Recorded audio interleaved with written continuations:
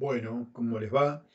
Seguimos con el tema de créditos, continuación del video anterior, así que vamos a seguir trabajando con el caso y habíamos llegado hasta acá, habíamos visto el sistema alemán que tenía una cuota decreciente, lo cual era explicado por un componente de interés decreciente, ya que es sobresaldo, y un componente de amortización financiera constante. Este es uno de los sistemas de amortización de créditos más comunes, y el otro es el sistema francés, que vamos a comenzar a explicar. En este caso, al igual que en el sistema alemán, los intereses también son sobresaldo, por lo tanto son decrecientes a lo largo del tiempo en cada cuota.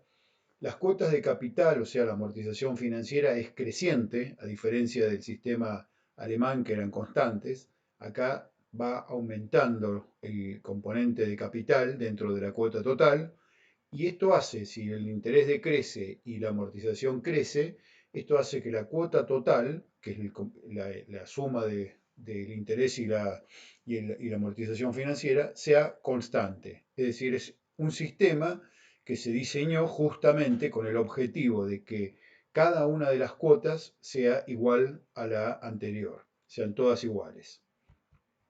Por ejemplo, vamos a usar los mismos datos del caso anterior del sistema alemán, cuando vimos con el sistema alemán, con la misma tasa de interés del 12% anual, 2 años de plazo, el monto de 60.000 pesos, cuotas cuatrimestrales, un número de cuotas N de 6, ya que son 2 años y cuatrimestrales, o sea, 3 cuatrimestres en el año, la misma tasa periódica, al ser 12 anuales en 3 periodos anuales, esto me da una tasa de 4% cuatrimestral o periódico. El flujo de fondos, en este caso, vamos a tener los 6 cuatrimestres, al igual que la situación anterior, y acá va a haber un cambio. En este caso, lo primero que vamos a calcular va a ser la cuota total, o sea, el flujo de fondos o la cuota total del sistema francés. A diferencia del alemán, que lo primero que hacíamos era calcular la amortización financiera. Y para esto, bueno, sí, hay dos maneras de calcularlo. Por un lado, podemos multiplicar el monto del crédito, en este caso serían los 60.000 pesos, por un coeficiente llamado anualidad, y cuya fórmula figura ahí, y que esta multiplicación del monto por la anualidad es lo que me va a dar la cuota total, que serían todas cuotas iguales, porque ese es el objetivo de este sistema, ¿no? La otra manera es usar la función pago del Excel, que ya lo vamos a ver. Si usamos la fórmula de anualidad, es el interés periódico, como tienen acá, cómo se calcula este coeficiente, el interés periódico dividido, todo como cociente, 1 menos, entre paréntesis, 1 dividido, 1 más el interés elevado a la cantidad de periodos. Parece complicada la fórmula, pero es muy simple si uno la pone en un Excel y ustedes la tienen en la planilla. No hace falta saberla de memoria, por supuesto. Esto será un dato que ya se les va a dar o que ustedes lo pueden calcular en la planilla de cálculo. Multiplica, por ejemplo, en este caso sería 0,04, que es el interés periódico, dividido 1 menos 1 dividido 1 más 0,04 elevado a la n, que es igual a 6. Todo esto daría el coeficiente de 0,1345, que al multiplicar por 60.000 me da 11.446. La otra manera es, en una celda de Excel ponen igual pago, entre paréntesis, la tasa periódica, 0,04 o 4%, punto y coma, el número de cuotas, en este caso 6, punto y coma, el monto, en este caso 60.000, y cierran paréntesis y enter. Y les va a calcular, acá en vez de calcularles la anualidad, ya les calcula directamente, les va a dar 11.446. O sea, ya les da el monto de la cuota total. Y sabemos que todas las cuotas van a ser iguales entre sí. Entonces, habiendo calculado que las cuotas son de 11.446, ya podemos completar la columna del flujo de fondos o la cuota total, en donde recibimos 60.000 en el momento cero y después tendríamos 6 cuotas iguales del monto calculado. En segundo lugar, ¿qué vamos a calcular? El interés. Y esto se calcula de la misma manera que en el sistema alemán, es decir, sobre el saldo deudor hasta ese momento, el saldo deudor anterior, multiplicado por la tasa, siempre la tasa periódica, es decir, referida al periodo de paso del tiempo. En este caso, al igual que en el sistema anterior, lo único que vamos calculando renglón por renglón o cuota por cuota. En este caso tenemos entonces un saldo deudor de 60.000 y por 0,04 eso me da 2.400 pesos, igual que en el caso anterior, que en el sistema alemán. Calculamos solo el primer cuatrimestre, no todos los demás. Después que calculamos la amortización por descarte, es decir, sabemos que la cuota total son 11.446 y que el componente interés es 2.400, entonces lo que nos queda para completar la cuota total es amortización. O sea que por descarte, por diferencia entre ambos, calculamos la amortización, siempre para la primera cuota, no podemos ir calculando todas juntas como hacíamos antes. Entonces, 11.446 menos 2.400 me da 9.046, que esa sería la amortización financiera o la amortización de capital, siempre de la primera cuota. Y entonces ya conociendo la amortización de capital, podemos calcular ahora entonces finalmente el saldo deudor. Es decir, lo último que calculamos en el sistema francés es el saldo deudor. ¿Vieron el orden, no? Primero el flujo total, y sí, ya sabemos todas las cuotas aplicando la fórmula de anualidad. En segundo lugar, el interés. En tercer lugar, la amortización. Y finalmente, el saldo que nos queda deudor. Es decir, el saldo anterior, en este caso 60.000, que era la totalidad del crédito, menos la amortización de 9.046, me quedaría un saldo deudor de 50.954 pesos. Y ahí hemos completado entonces toda la primera cuota. Repetimos el procedimiento ahora para cada una de las cuotas que restan. Entonces, seguimos con el interés, que sería 4% de 50.954 del saldo deudor anterior. 50.954 por 0,04 me da 2.038. Como ya sabemos la cuota total y ahora sabemos el interés, por descarte la amortización de capital, en este caso 9.408. Conociendo la amortización de capital, entonces ya podemos calcular el nuevo saldo deudor, los 50.954 menos 9.408, nos quedaría un saldo deudor de 41.547. Y así seguimos. Ahora calculamos el interés sobre 41.547, el 4% de eso me da 1.662. Por descarte, entre 11.446 y 1.662, la amortización de 9.784 y nuevamente el saldo deudor, que serían los 41.547 anteriores, menos los 9.784 que acabamos de amortizar, nos quedan 31.763.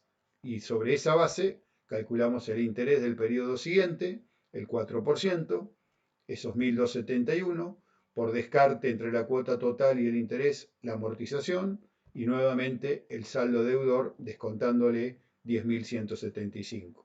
Nuevamente el interés, ahora es 864, porque es el 4% de 21.588. La amortización por descarte entre 11.864, nos quedan 10.582, y el saldo deudor nuevo, y finalmente el último interés, el 4% de 11.005, la última amortización, 11.446 menos 440, y fíjense, esto tiene que ocurrir si está bien hecho, por ahí no, si redondean los decimales puede haber alguna diferencia mínima, pero tiene que coincidir la última amortización con el saldo deudor anterior, de manera que finalmente el saldo deudor final de prácticamente cero. De esta manera hemos calculado el flujo de fondos de este crédito con los mismos datos que el caso anterior, pero bajo sistema de amortización francés. ¿Cuál es la característica fundamental? Que todas las cuotas totales, el flujo de fondos total, tienen las cuotas iguales entre sí. Y ese valor fue el que ya calculamos de movida inicialmente con la fórmula de anualidad multiplicado por el monto. Bueno, lo mismo que dijimos antes, si esto lo vamos a integrar, por ejemplo, a un proyecto de inversión con periodo de tiempo anual, en este caso sumaríamos entonces los 3 cuatrimestres del primer año para darme 34.337 y los 3 cuatrimestres del segundo año para volverme a dar 34.337. Es decir, que al tener cada cuota cuatrimestral constante, la cuota anual también vuelve a ser, por supuesto, constante. Bueno, si representamos en un diagrama, en un gráfico, el sistema francés, entonces tendríamos una cuota total constante y esa cuota se explica por un componente de interés decreciente debido a que se calcula sobresaldo, en eso coincide con respecto al sistema alemán, pero lo que decrece el interés aumenta la amortización en igual medida y de esa manera se explica cómo es que la cuota total permanece siempre igual. Entonces, interés decreciente, amortización creciente. Eso es lo que caracteriza el sistema francés. Veamos el sistema americano, más simple. El sistema americano clásico, en este caso también el interés es sobresaldo, pero en realidad es constante porque no se va a amortizar, como van a ver, salvo al final de todo. Las cuotas de capital o la amortización financiera son cero, no existen, salvo la última. Es decir, en la última cuota se va a devolver todo el capital prestado, todo junto en una sola cuota.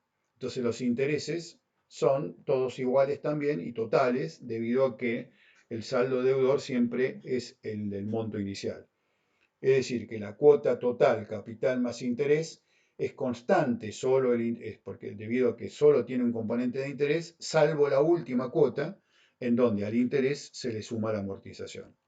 Es decir, pagamos intereses solamente de la deuda, no achicamos deudas y recién en la última cuota se cancela el capital más el interés de ese periodo.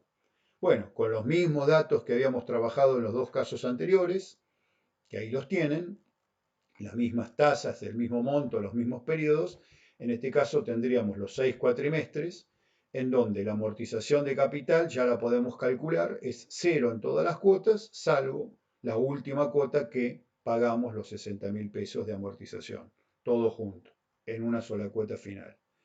El saldo deudor entonces no se va a achicar, siempre va a ser 60.000, salvo en la última cuota, que al finalizar la última cuota que se canceló totalmente debido a esta amortización de capital.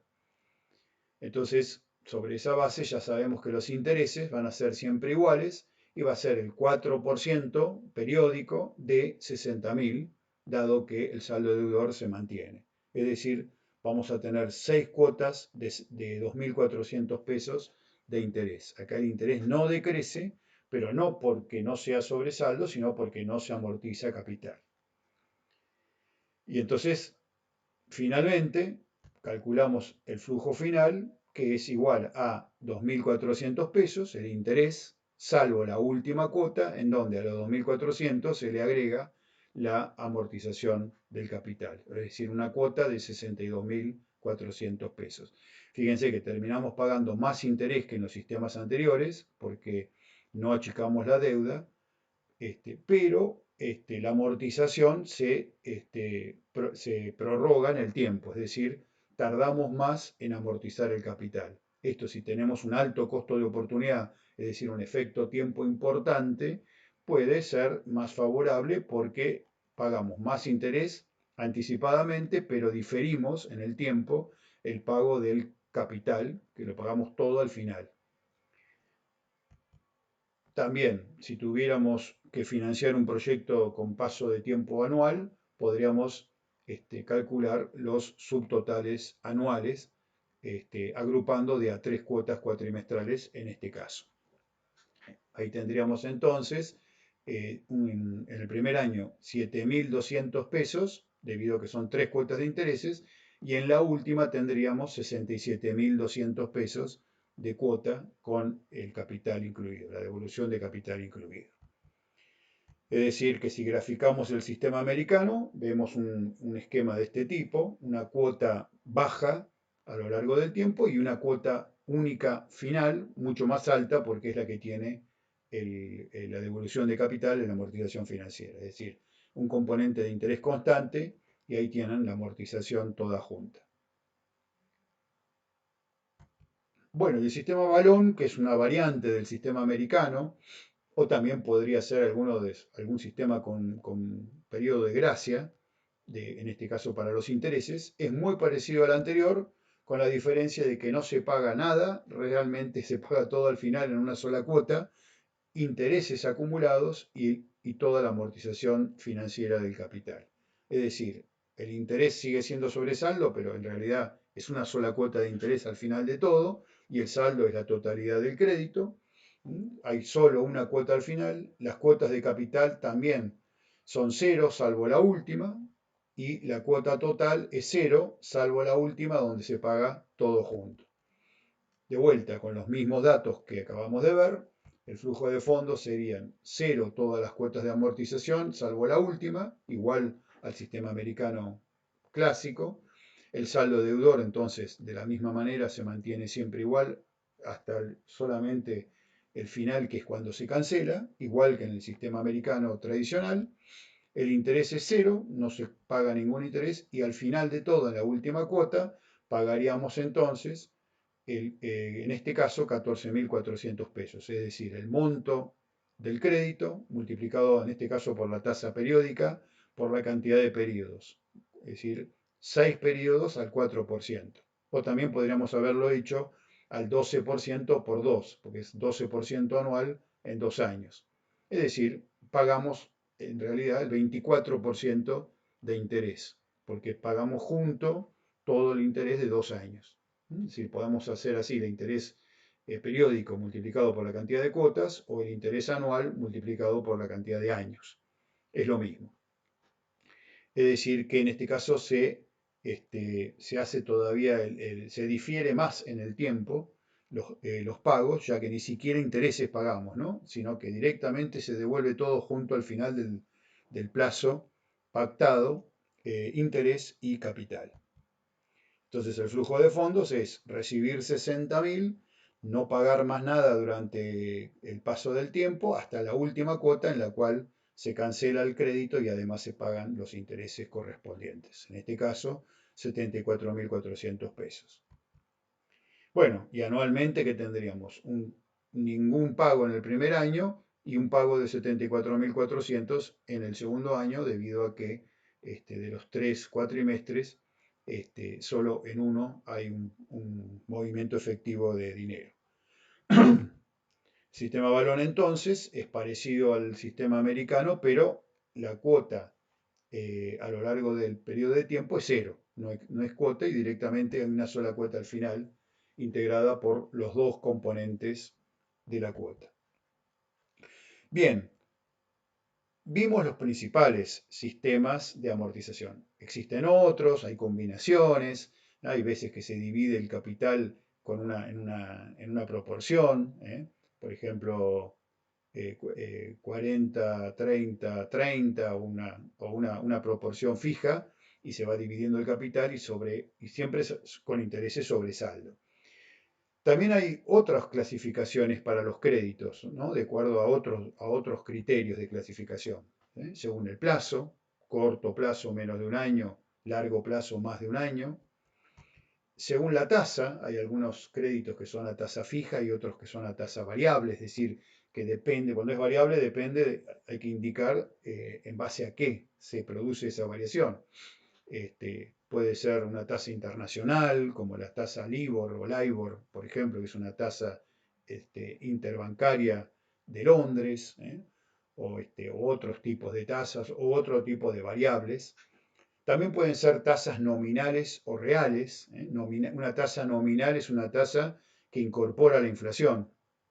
Por ejemplo, si yo digo 60% de tasa nominal, pero la inflación es 50%, la inflación prevista, que no se sabe realmente con anticipación, pero si uno prevé un 50%, en realidad estaríamos pagando alrededor de un 10% de tasa real. Es decir, que la tasa real es despejado del efecto inflacionario cuánto me queda de tasa verdadera, de verdadero interés, y por eso se llama la tasa real. No, no es exactamente la diferencia como yo lo hice, sino que ahí tienen la manera de calcular la tasa real. Es la tasa nominal menos la tasa de inflación dividido 1 más la tasa de inflación. Uno esto lo puede calcular con exactitud a posteriori, es decir, cuando ya pasó el periodo de tiempo y conoce la inflación histórica.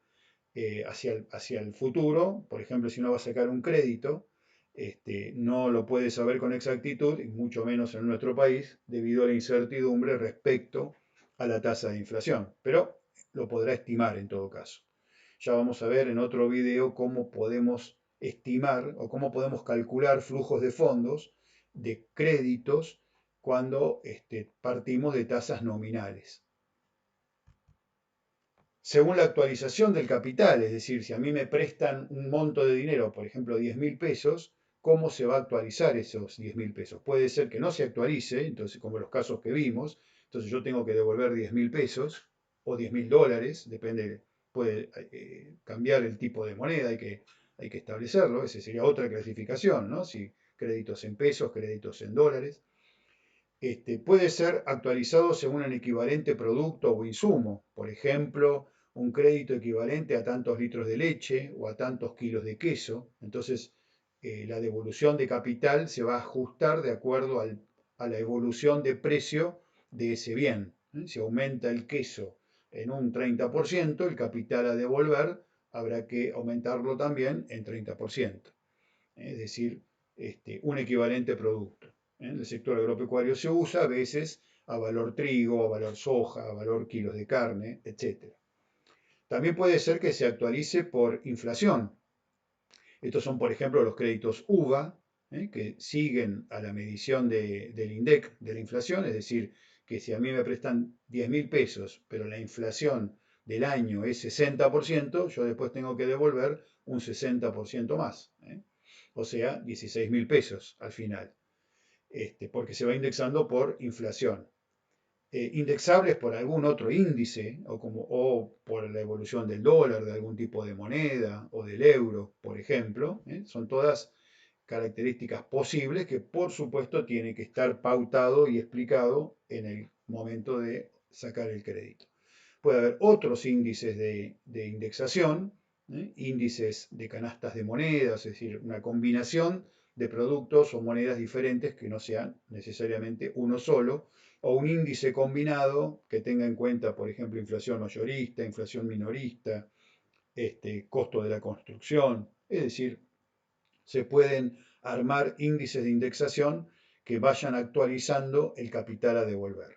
Por supuesto que en la medida que el capital a devolver se actualice, la tasa de interés va a bajar, porque va a ser cada vez una tasa menos nominal y más real, ya que la inflación de alguna manera estaría expresada por esa indexación del capital que se va a ir devolviendo. Si en cambio fueran créditos no actualizables, en donde el capital en realidad si hay inflación va a ir perdiendo valor, va a ir perdiendo poder adquisitivo, porque si a mí me prestan 10.000 pesos ahora y devuelvo 10.000 pesos dentro de un año en Argentina, ya sabemos que no es lo mismo, por lo menos en estos tiempos, ¿no? Entonces, de alguna manera ahí la tasa nominal va a ser muy alta, porque dentro de la tasa ya se está incorporando un resguardo de inflación. En realidad no sería, como dijimos, verdadera tasa de interés, sería tasa nominal. En la medida que el capital se vaya indexando por algún otro índice, seguramente que la tasa entonces va a tender más a ser una tasa real y por lo tanto va a ser más baja. Según el origen o modalidad, tenemos créditos bancarios, que lo otorga una entidad financiera, créditos comerciales, que son créditos que otorga un comercio, un proveedor, alguien que vende un insumo, por ejemplo, entonces me da a pagar el insumo a 90 días en vez de contado, y seguramente ahí hay una tasa de interés implícita, es decir, es más cara el pago financiado, pero bueno, hay ahí un mecanismo de financiamiento, ¿no? Yo recibo una mercadería, es decir, un capital, y todavía no lo pago, es decir, que tengo un pasivo en ese momento. Hay otras modalidades, como vimos antes, que son los bonos, que son deuda que emiten los países a cambio de una tasa de interés, papeles, títulos de deuda, obligaciones negociables, que es muy parecido al bono, pero en vez de emitirlo a los países, los emiten las empresas. Son también títulos de deuda empresariales y hay otros títulos de deuda que no son necesariamente estos, pero digamos que tienen todos en común que tienen una tasa de interés, no que dependen del resultado del negocio, sino que es una tasa que se aplica al monto prestado. Factoring, que ya hablamos de él, cuando vendo facturas a cobrar anticipadamente, warrants con un certificado de depósito, etcétera, etcétera. Muchas modalidades de préstamos de créditos, según el origen o la modalidad. Bueno, por ejemplo, esto lo saqué del Banco Galicia. En estos momentos, si yo quiero hacer un plazo fijo, supongamos, como para ver distintas tasas, este, fíjense, por ejemplo, esto es lo contrario de un crédito, ¿no? En vez de que me presten dinero, yo voy al banco como inversor y hago un depósito de dinero. El banco con ese dinero es que después arma su cartera de créditos y ofrece los créditos a empresas que quieran o particulares que estén demandando dinero. Es decir, que el banco en realidad cuando presta nunca es propietario del capital, es un intermediario entre los aportantes de dinero y los que reciben ese dinero en forma de créditos. Si yo en este momento voy a este banco a hacer un plazo fijo, por ejemplo, en calidad de inversor, estas son las alternativas que el banco me está ofreciendo, ¿no? Puedo hacer un plazo fijo en pesos, puedo hacer un plazo fijo en dólares, puedo hacer un plazo fijo ajustable por UVA, es decir, por inflación en pesos, o también por UVA, pero precancelable. Es decir, estos dos serían similares a los créditos que vimos, en donde a mí me van a pagar, en definitiva, me van a devolver un valor que va a ajustar por UVA, por la inflación que haya, una vez que la inflación transcurrió, más una tasa de interés, prácticamente ahí sería una tasa de interés real, no nominal. Si hago un plazo fijo en dólares, la tasa de interés también tiende a ser real, porque tiene mucha menos inflación el dólar que el peso. En cambio, si hago un plazo fijo en pesos, seguramente que ahí directamente es una tasa nominal la que me van a pagar. Y acá aparece otro concepto importante de conocer. No es lo mismo una tasa pasiva que una tasa activa. Acá cuando estaba hablando de plazos fijos, estaba hablando de tasas a cobrar. Yo como inversor, si hago un depósito en el banco, a mí el banco me va a pagar una determinada tasa, que es lo que se llaman las tasas pasivas.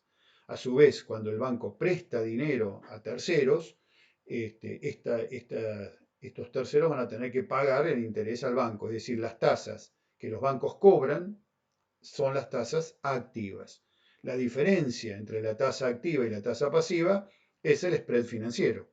Ahí estaría incluida la ganancia del banco.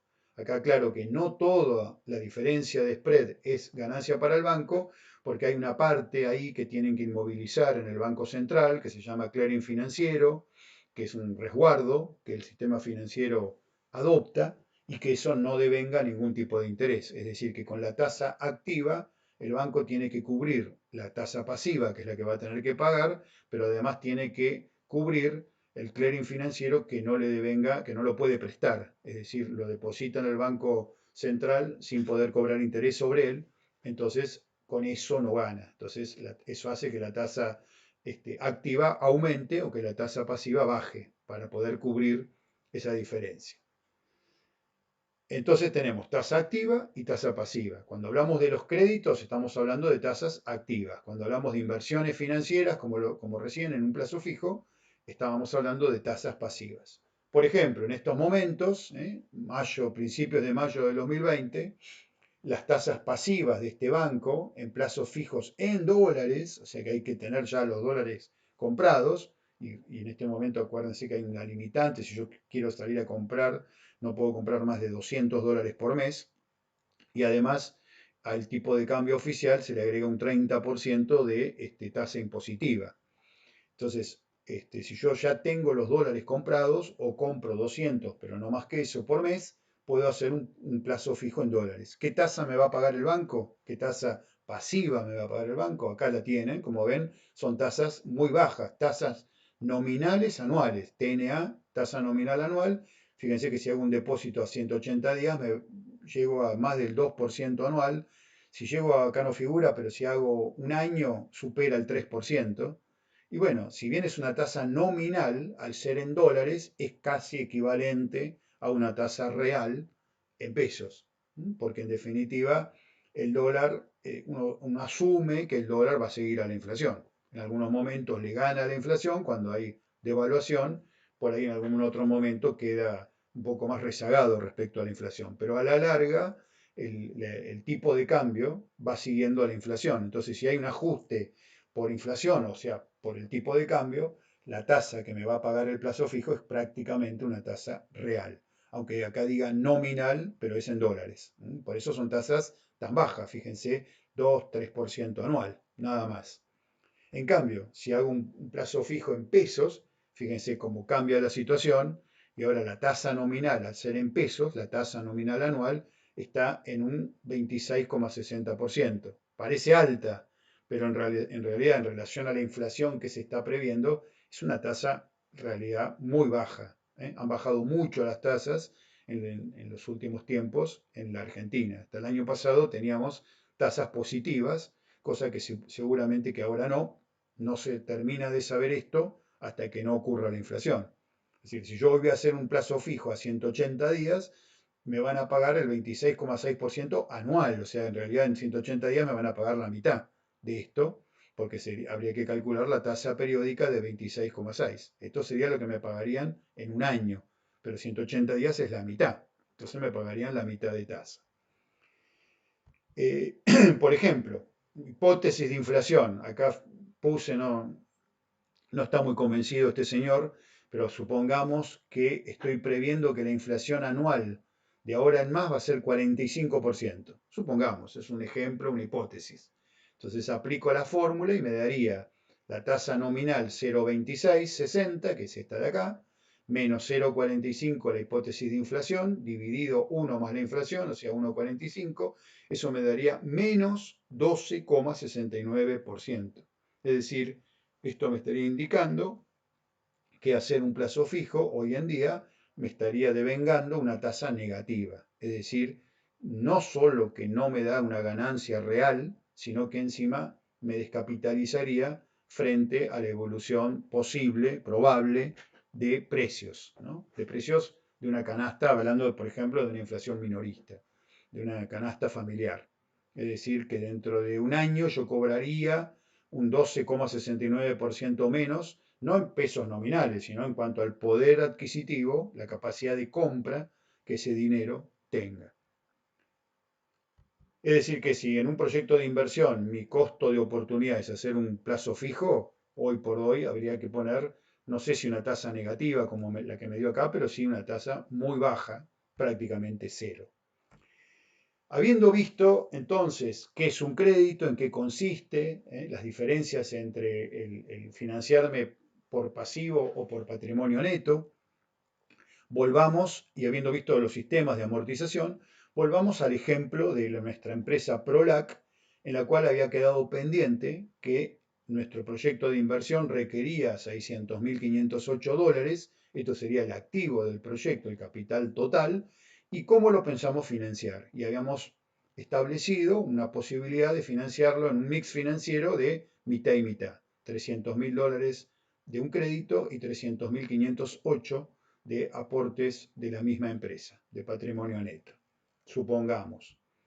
Y supongamos también que el crédito que se piensa tomar es bajo sistema alemán, ahora ya sabemos de qué se trata, con un plazo de 3 años, vamos a suponer con cuotas semestrales y con una tasa real anual, es decir, no vamos a considerar ahora la inflación, después lo vamos a ver en otro video cómo trabajar ese tema, pero por ahora supongamos equivalente a una tasa en dólares, por ejemplo, una tasa real anual, por supuesto, esta sería una tasa activa, no pasiva, del 6% anual. Y habíamos visto también que el costo de oportunidad del capital propio era 12%. Entonces, ya podemos ahora establecer una diferencia. ¿Qué costo tiene el pasivo?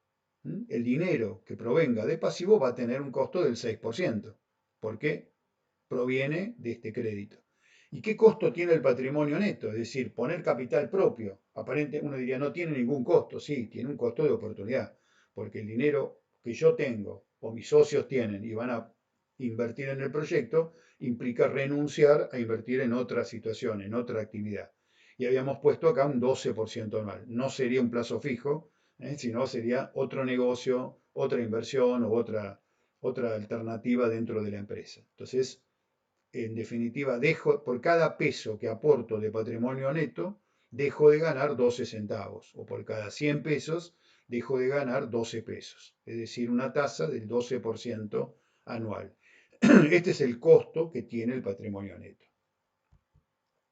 Bien, volviendo a hacer las cuentas con sistema alemán, como dijimos, para este crédito, ya habíamos visto las características del sistema alemán, y en este caso vamos a entonces calcularlo con los datos que acabamos de dar. El flujo de fondos, entonces tomamos ahora 6 periodos, tenemos un N de 6 igual que antes, pero ahora las cuotas son semestrales, lo que pasa es que tenemos un plazo de 3 años. Entonces vamos a tener 6 cuotas porque vamos a tener 6 semestres. En cada año hay 2 periodos, hay 2 semestres. Como son 3 años, el total de cuotas es 6 y la tasa periódica es 3% semestral. Es decir, el anual dividido la cantidad de periodos por año que tengamos. En este caso, 6% dividido 2 periodos por año, eso me da un 3% semestral. Entonces, en el sistema alemán decíamos, primero calculo la amortización, que es el monto dividido la cantidad de cuotas, 300.000 dividido 6, eso me da 50.000. Luego calculo el saldo deudor, voy restando de los 300.000 que me dan en el momento cero, voy restando de a 50.000 y voy así cancelando deuda hasta llegar a cero. Y ahí tengo el saldo deudor para cada uno de los periodos. Finalmente calculo el interés sobre saldo, es decir, sería el 3% de 300.000, la primera cuota, el 3% de 250.000, el 3% de 200.000, 6.000, el 3% de 150.000, 4.500, el 3% de 100.000, 3.000 y el 3% de 50.000, 1.500. Y así calculo el interés y bueno, y ahora puedo calcular el flujo total en cada una de las cuotas y puedo totalizar, que ya lo teníamos, el anual sumando en este caso de a 2 porque estamos hablando de semestres. Entonces, 2 semestres componen un año, entonces estas dos cuotas juntas dan 116.500. Estas dos cuotas en el segundo año darían un acumulado de 110.500 y las últimas dos cuotas en los últimos 2 semestres, o sea, en el tercer año, darían 104.500 pesos o dólares. De esta manera hemos calculado entonces el flujo de fondos del crédito bajo sistema alemán. Vamos a simplificarlo entonces tomando las cuotas anuales y asumiendo que recibimos los 300.000 dólares en el momento cero. Entonces, ahora podemos integrar el flujo de fondos del proyecto en sí o del activo del proyecto con el financiamiento, con el crédito que acabamos de calcular. Tenemos entonces, ahora volvemos a hablar ahora de periodos anuales. En un horizonte que ya habíamos hablado de presupuestación de 10 años. Tenemos el saldo del flujo de fondos del activo, que es la primera columna, que es la del proyecto en sí, como hasta ahora la habíamos calculado. Esta primera columna era el flujo de fondos relevante del proyecto. Y ahora le agregamos el flujo de fondos anual del crédito, donde recibo los 300.000 y tenía las 3 cuotas que ya habíamos, anuales que ya habíamos calculado anteriormente.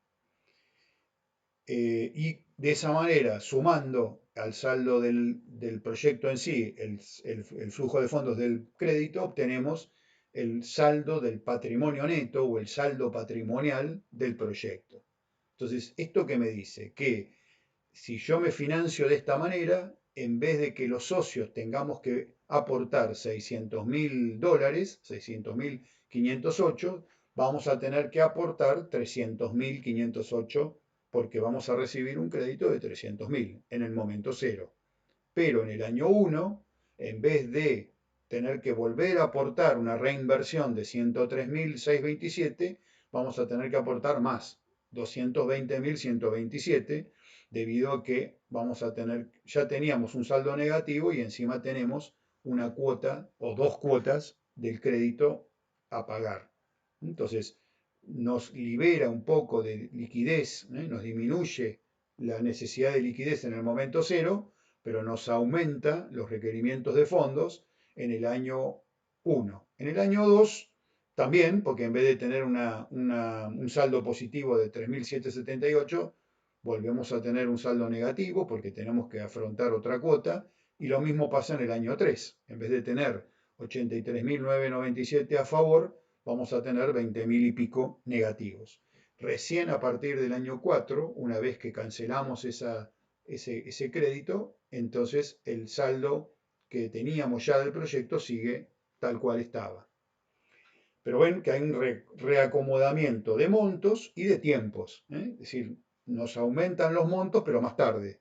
Y el momento cero nos disminuye. Entonces, ahí entra a jugar los dos factores que ya habíamos dicho. No es lo mismo un peso hoy que un peso mañana.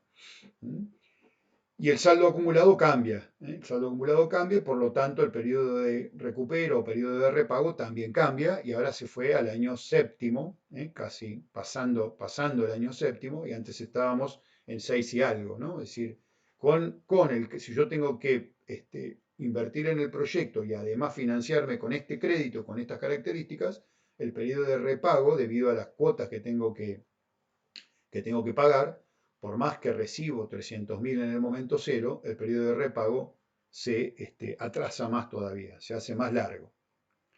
Bueno, habiendo calculado entonces este saldo patrimonial, en donde estoy integrando los dos flujos de fondos, el del proyecto por un lado y el del financiamiento, y habíamos dicho que íbamos a separar las decisiones de inversión de las decisiones de financiamiento.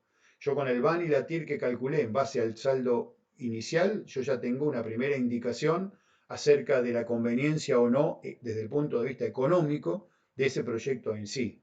Ahora puedo volver a calcular los indicadores económicos BAN y TIR, pero ya ahora del flujo de fondos integrado por las dos características, el proyecto en sí y el financiamiento. Pregunta, para que pensarlo brevemente y rápidamente. ¿A qué tasa, si yo quiero calcular el BAN ahora, de vuelta, a qué tasa debería descontar o actualizar este flujo de fondos? Hoy lo habíamos hecho al costo de oportunidad, anteriormente. Pero ahora, con todo lo que sabemos ahora, ¿no? ¿Y a qué tasa tendremos que actualizar o descontar el saldo patrimonial? ¿Cuál es el criterio de razonamiento para empezar a pensar a qué tasa debe descontarse cada uno de ellos? Piénsenlo. Si quieren frenar acá el video y yo sigo, y el criterio es pensar cuál es el costo que cada capital tiene. Si yo dijera, bueno, los 600.000 dólares, ¿qué era? El activo. Los 300.000 dólares, ¿qué son? El patrimonio neto, porque recibo un pasivo de 300.000. Entonces, ¿qué costo tienen estos 600.000? ¿Qué costo tienen estos 300.000? Más fácil es calcular qué costo tienen estos 300.000. Estos 300.000, el flujo patrimonial tiene el costo de oportunidad, porque es capital propio, ya lo había dicho. En este caso, el 12%. Entonces, si yo tuviera que calcular BAN de este saldo, lo tendría que hacer en función del 12%, es decir, actualizando, dividiendo 1 más 0,12 elevado a la n. La duda surge acá, el activo, ¿no? Este capital, que es un capital integrado por los dos flujos, el propio y el financiamiento. Entonces, qué costo tiene ese capital? El costo promedio ponderado del capital. Tiene un promedio de costo, que es lo que se llama el WACC en inglés, por las siglas en inglés, o el costo promedio ponderado de capital, el CPPC. Es simplemente un costo promedio ponderado, como lo dice la palabra, es decir, es la tasa del costo de oportunidad multiplicado por la relación entre el patrimonio neto sobre el activo, más la tasa del pasivo multiplicado por la relación entre el pasivo y el activo. Esta es una manera, se puede dividir todo directamente se puede multiplicar por patrimonio neto y este por pasivo y dividir todo por el activo. Es lo mismo, pero me gusta más así porque se entiende mejor el porqué de la cuestión y por qué es un promedio ponderado. En este caso, la tasa de costo de oportunidad es un 12% y la relación entre patrimonio neto y activo es 0,5. La mitad del activo proviene de patrimonio neto, ¿no? Patrimonio neto es 0,5 de activo. Entonces, la mitad. Más la tasa del pasivo, que era una tasa en este caso real, en dólares, 6%, por el otro 50%. Es decir, la relación pasivo-activo es también, en este caso, 0,5. Es decir, que me da directamente un promedio lineal entre 12 y 6, o sea, me da un 9% anual. Es decir, que yo conseguir esos $600.000 de activo para invertir en el proyecto me estaría costando en promedio un 9%, porque parte me está costando 12%, la mitad, y la otra mitad me está costando 6%. Entonces podría decir que en la totalidad el promedio es del 9% el costo de ese capital. Entonces sobre esa base yo debería calcular el VAN. Bueno, acá ya lo tenemos hecho. Si yo calculo el VAN del activo, o sea, del flujo de fondos, el primero que teníamos en la diapositiva anterior, al 9%, fíjense, me da este valor. La TIR es siempre la misma, porque no depende del costo de oportunidad, lo mismo la TIR modificada. La TIR modificada sí, esa cambia porque sí depende del costo. El periodo de repago ya lo teníamos calculado. Es decir, ¿qué vemos? Que el VAN mejoró, porque antes teníamos un VAN de 88.998. ¿Por qué mejoró? Y mejoró porque en vez de actualizarlo al 12%, le bajamos la exigencia. Estamos diciendo, no, con que me dé 9% alcanza, no 12%. ¿Por qué? 12% era si yo me iba a financiar todo en función de capital propio, porque cuando hice aquella cuenta inicial y calculamos el VAN, todavía no sabía si era rentable o no el proyecto y no sabía cómo lo iba a financiar. Entonces, ante la duda, lo actualicé al 12%. Pero ahora que ya tenemos un esquema más claro de cómo nos pensamos financiar, podemos afinar el lápiz bastante más y entonces decir, bueno, no, en verdad el VAN hay que actualizarlo al 9%, no al 12%. Entonces, fíjense cómo mejoró el VAN porque cambió el costo de actualización, la tasa de descuento. Ya no es solo el costo de oportunidad, sino el promedio ponderado. ¿Y por qué? Porque en definitiva lo que estamos viendo es que la tasa de financiamiento en este ejemplo es menor a la tasa de costo de oportunidad. O sea, me está saliendo más barato financiarme vía crédito que vía capital propio. Implica riesgo, eso sí, porque no estamos seguros de cuál va a ser realmente la producción del proyecto hasta que no se concrete. Son estimaciones. Y fíjense este otro cálculo. Esto está hecho para el flujo del patrimonio neto, es decir, el flujo que integra tanto al proyecto en sí como al crédito. Y en este sí habíamos dicho, lo vamos a actualizar sobre el costo de oportunidad del 12%. El VAN entonces me da 122.000, sí, es menor al anterior porque está el costo del crédito de por medio y porque y porque le estamos exigiendo un poco más, le estamos exigiendo ahora sí 12%, porque ahora sí estamos viéndolo desde el punto de vista del capital propio que estamos aportando. Entonces, ahí sí le estamos exigiendo 12%, que es el costo del capital propio. Pero antes me daba 88.998, o sea que el VAN con el crédito, habiendo tomado el crédito, mejoró el VAN respecto a si me hubiera financiado todo con capital propio. Y la TIR, que era del 1396, esta TIR se llamaba TIR económica o TIR del activo, la que surge del proyecto en sí, la del flujo de fondos del activo, ahora se me hace 15,13%, la que tiene en cuenta el financiamiento, es decir, aumentó la tasa interna de retorno, aumentó la rentabilidad. Esto a veces cuesta entenderlo, porque uno dice, si hay un crédito de por medio, la rentabilidad va a ser menor. No siempre. No siempre porque estamos de vuelta financiándonos externamente a una tasa de interés menor a la del costo de oportunidad. Es un ejemplo. Entonces, la TIR financiera, que es la TIR que surge del flujo de fondos del patrimonio neto, o también TIR del patrimonio neto, supera a la TIR del activo o también llamada TIR económica. Lo mismo pasa con la TIR modificada y el periodo de repago no, el periodo de repago empeora. Y fíjense que en todos los casos estamos superando al costo del capital, por lo tanto el VAN es positivo.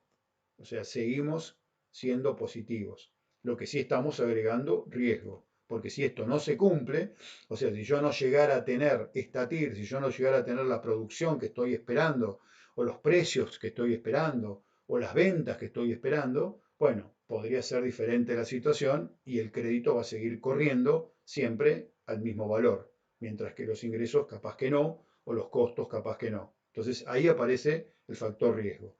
Pero desde el presupuesto que uno está realizando en estos momentos, con la información que tendría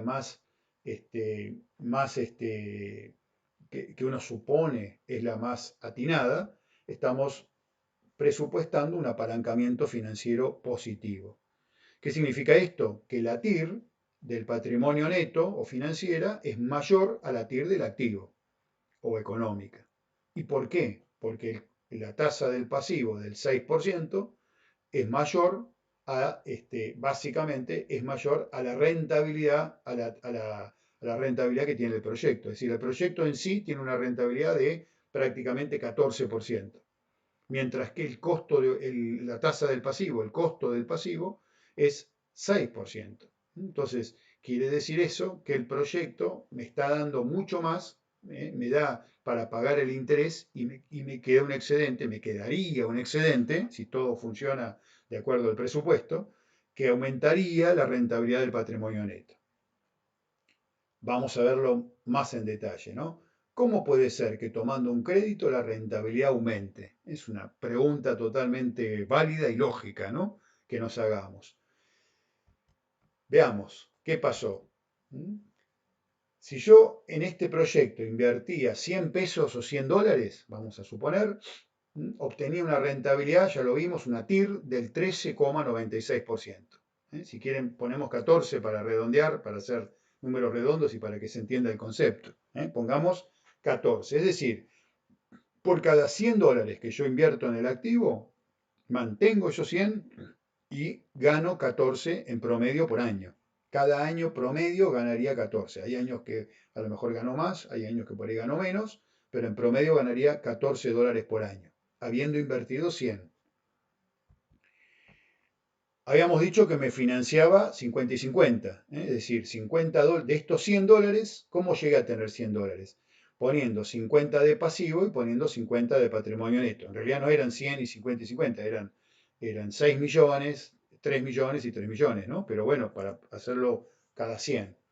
Cada 100 de activo tengo 50 de pasivo y 50 de patrimonio neto.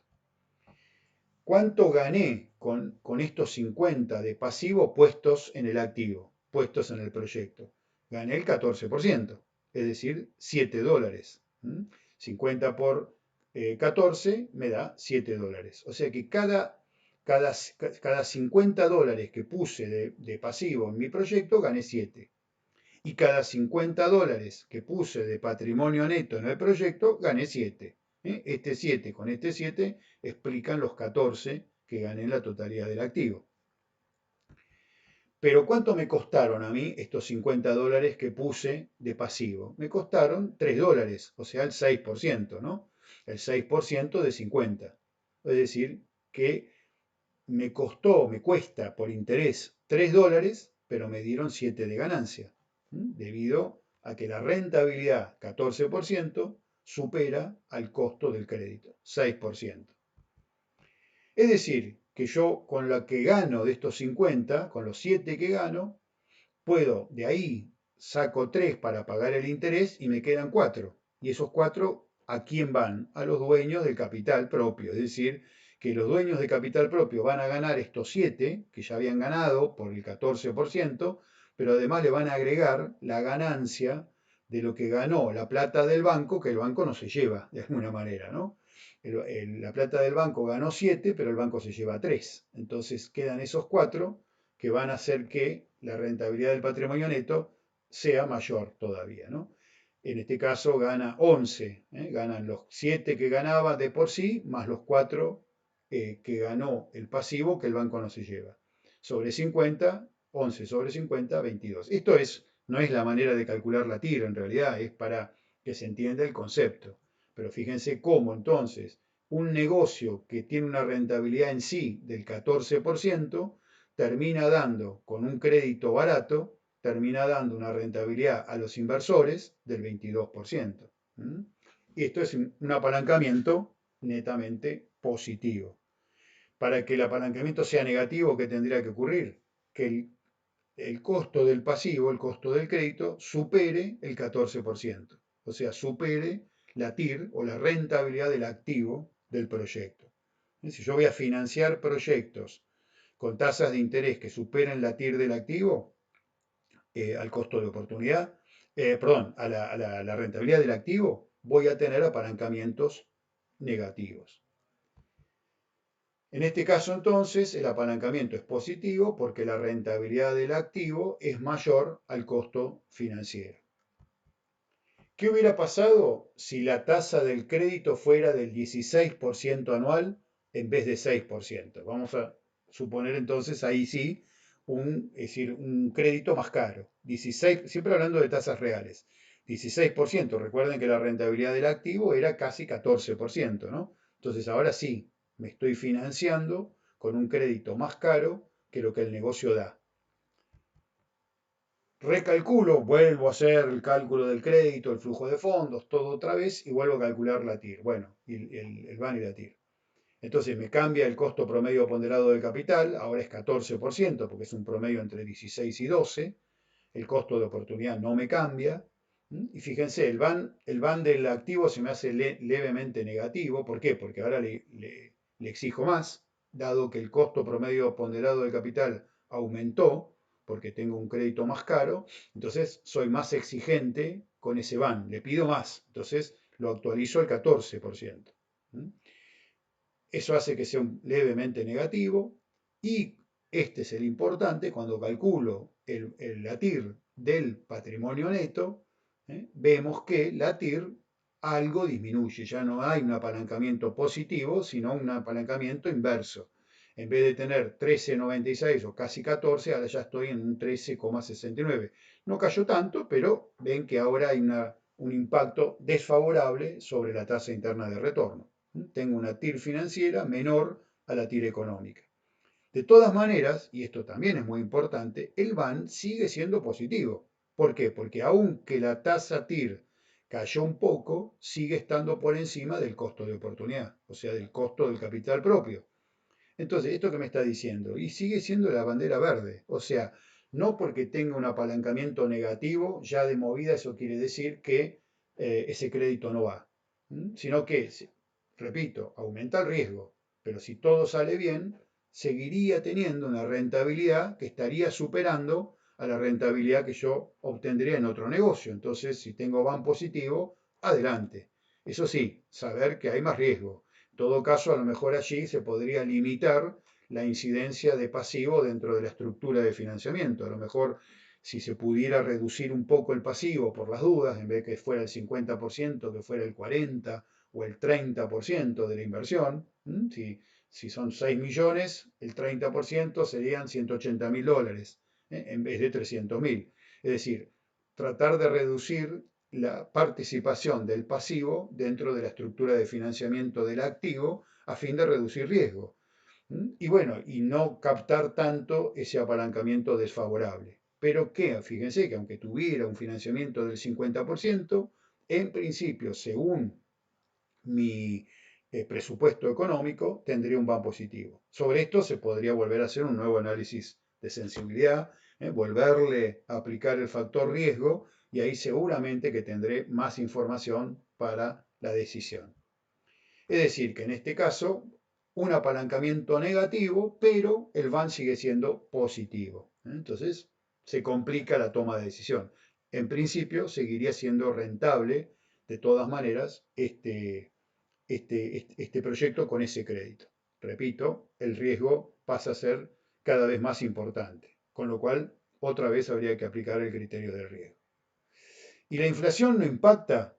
Preguntamos ahora, ¿no? Para pensarlo, porque acá hemos tomado tasas de interés reales. Ahora, ¿qué pasa si yo voy a sacar un crédito que me piden, no sé, 60%, 70%, 80% nominal, por ejemplo, ¿no? Pero no sabemos la inflación que va a haber. Bueno, eso lo vamos a dejar para otro tema, para otra clase y para otro video. Dejamos entonces, dejamos acá, me despido y nos volveremos a ver en clase. Espero haber sido lo suficientemente claro. Son muchos temas, sabemos esto, pero bueno, la idea es que a poquito los vayan viendo, tienen la planilla también y para ir integrando cada uno de los puntos de vista que les vamos dando semana a semana. Bueno, me despido y seguimos en contacto. Hasta luego, que estén muy bien.